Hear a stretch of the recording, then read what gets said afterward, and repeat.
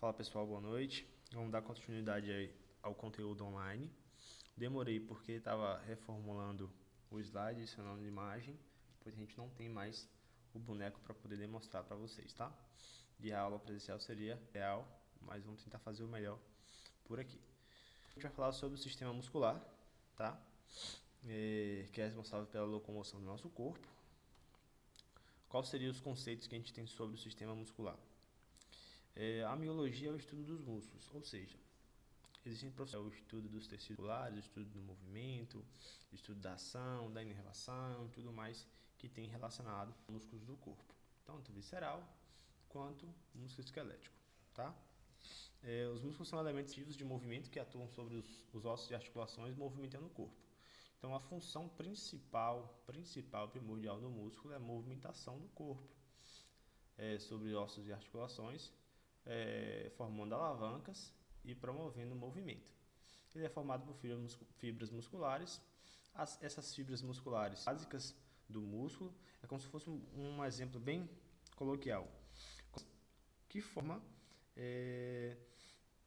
uma fibra muscular. Lá na frente a gente vai falar melhor sobre isso. Basicamente é controlado pelo sistema nervoso central. Essa verdade é que quando a gente tem uma lesão, um AVC, por exemplo, a gente pode ter uma perca de força, que a gente chama de hipotonia, ou um excesso de força, uma hipertonia, ou uma hiperatividade das fibras musculares, tá? Então, do nosso corpo, o sistema nervoso central não é diferente com relação aos músculos, tanto os involuntários quanto os voluntários, como eu vou explicar lá na frente, certo? Um conceito básico mesmo de músculo, bem resumido. Nos livros você pode encontrar até mais científico ainda, mas o que eu estou trazendo para vocês aqui é bem resumido mesmo, na minha visão, tá bom? Pode achar diferente, não tem problema nenhum. Então, que é o seguinte: o músculo vivo tem a cor vermelha, e isso se deve à presença de mielina, que é semelhante à hemoglobina, que é responsável por conservar o O2 na corrente sanguínea. Então, gente, por isso que quando você está ali, você compra carne e ela não fica vermelha, né? Ela vai começando a tal. Essa coloração vermelha não se dá apenas pela presença do sangue, e sim também pela presença da mioglobina, que é a mesma coisa que a gente falar da hemoglobina, que é o que conserva o O2 e das células musculares, ok? Quais são as funções básicas dos músculos, tá? Produção de movimento corporal é a principal, grava a ação do movimento corporal, tá? Estabilização das posições corporais, para você ficar em pé, mesmo que não canse talvez, ou para você ficar sentado, existe a ação de músculos estabilizadores, é tanto que a gente tem músculos estabilizadores e músculos dinâmicos, que são músculos de movimento, tá? Regulação do volume de órgãos. O que eu quero dizer aqui quando eu falo de regulação de volume de órgãos, gente? Eu quero dizer que quando você está ali, ó, sedentário, sem fazer nada, só comendo, bebendo, dormindo, estudando, a barriga ela não cresce, ela não fica um pouquinho maior. Então, o fato de você não ações musculares e deixar esse músculo num tônus, o músculo do abdômen num tônus que estável, talvez, né? Claro que não tem uma quantidade certa de tônus muscular, isso causa uma frouxidão, uma lascivação, a grosso modo. Ou exercícios do corpo inteiro, você acaba, ó, fazendo com que essa parede abdominal fica retraída e esse volume dos órgãos viscerais fique no seu devido lugar.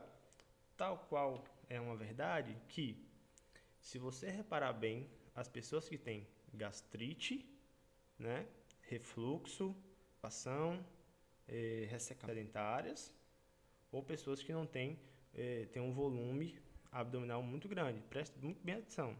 Tem esses problemas gastrointestinais, não estou dizendo que são todas as pessoas, mas a sua grande maioria tem essa nível de fraqueza do abdômen, porque quando você melhora o peristaltismo, melhora o movimento do bolo alimentar dentro do intestino, ok? Então, assim, é também responsável por movimentar substâncias dentro do corpo. Beleza, professor, de substâncias dentro. Vamos lá. Quando você está ali comendo bastante besteira, principalmente as meninas, come bastante besteira e não faz exercício físico nada, né? Só estuda. você não começa a ficar inchada. Pronto. Quando você vai lá e faz exercício físico, você desincha. Por quê? A ação de contração muscular acaba fazendo uma compressão dos vasos linfáticos.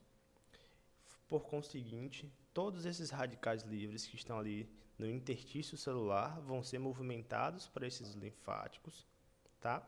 E vão ser jogados diretais livres, que são os responsáveis por fazer com que você esteja inchado. Então, é um movimento de substância dentro do corpo. Assim como os movimentos peristálticos no intestino, musculares involuntárias que movimentam essas substâncias, tá? Além disso, também, o músculo é responsável pela produção de calor. Sim, quando você corre, quando você faz um exercício físico, você começa a sentir calor por conta de compatibilidade de fricção entre as fibras musculares, entre os músculos, né? Que eu vou explicar muito melhor lá na frente.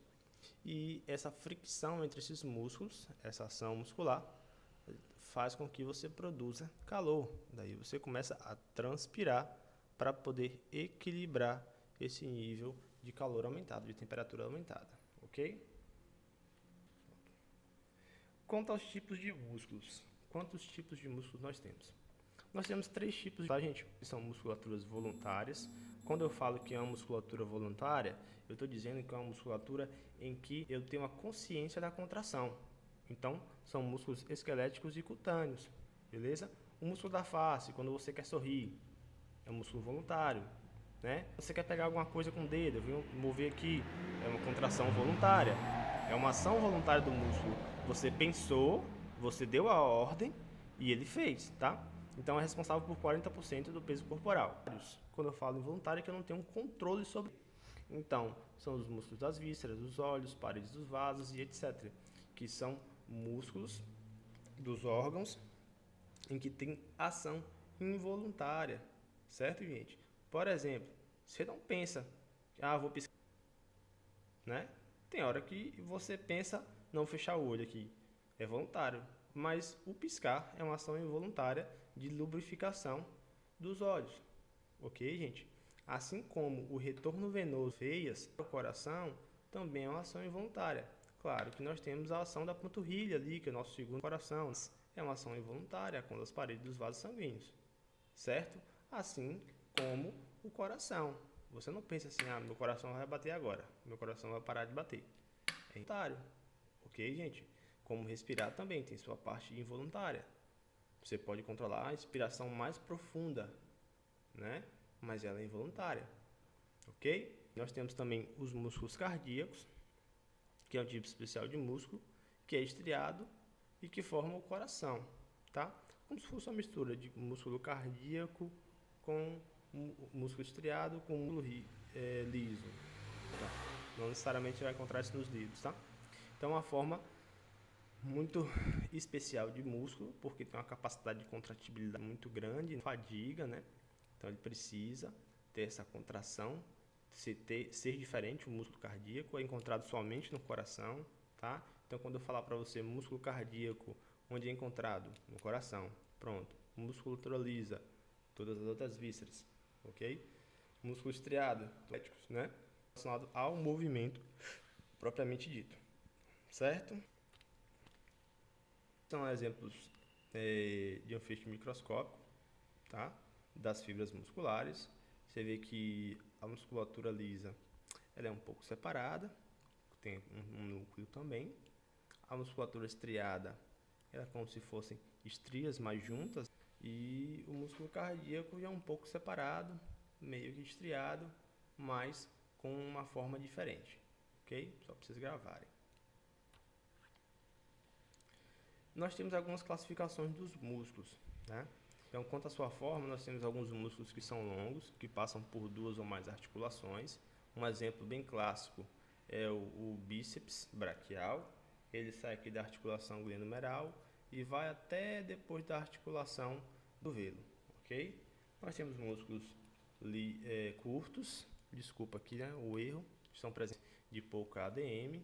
Por exemplo, os músculos da mão, tá? Entre cada dedo, nós temos os músculos lombricais, que são responsáveis por esse movimento, ó, esse movimento, beleza? Assim como o músculo abdutor do polegar, tá?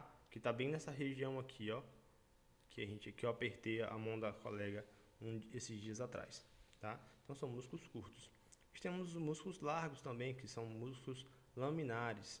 Um exemplo desses músculos largos, laminares, é o diafragma, que é o músculo da respiração, que fica fazendo toda essa borda na porção superior da cavidade abdominal e na inferior, não repousa sobre ele, né? Então, quando você inspira, ele desce. Quando você expira, ele sobe.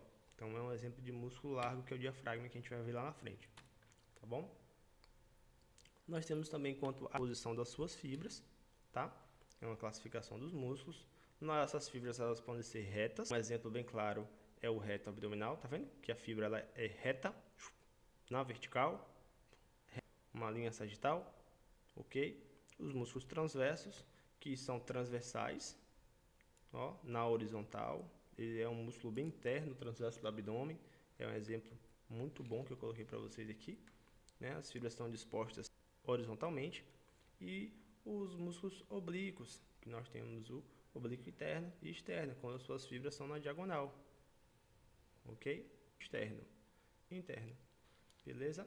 Então, toda a musculatura, quando eu falar que ele é oblíquo, que não tem só nessa região, ele vai sair as fibras da periferia para o centro, tá? E o contrário, do centro para a periferia, vai ser interno, tá bom? Então, quanto à disposição, repetindo, nós temos fibras retas, fibras transversas e fibras oblíquas, beleza? Aqui é um exemplo: fibra oblíqua, fibra oblíqua, fibra oblíqua e vice-versa, tá bom? Nós temos também a classificação quanto a... tá? Eu falo classe nesse caso para poder nomear ou dar uma nomenclatura para o músculo. Por exemplo, tem alguns músculos que se originam de mais de um tendão. Então, se você ver o nome bíceps quadríceps, significa que ele tem 2 origens, 3 origens, 4 origens, tá bom? Tríceps são 3 origens, certo? E quando a inserção se insere em mais de um tendão. Por exemplo, flexor longo dos dedos, né? Ele sai aqui do antebraço, do rádio, e vai lá para os dedos, se insere em todos os dedos. Se bifurca, se insere em todos os dedos e chama-se flexor longo dos dedos, certo?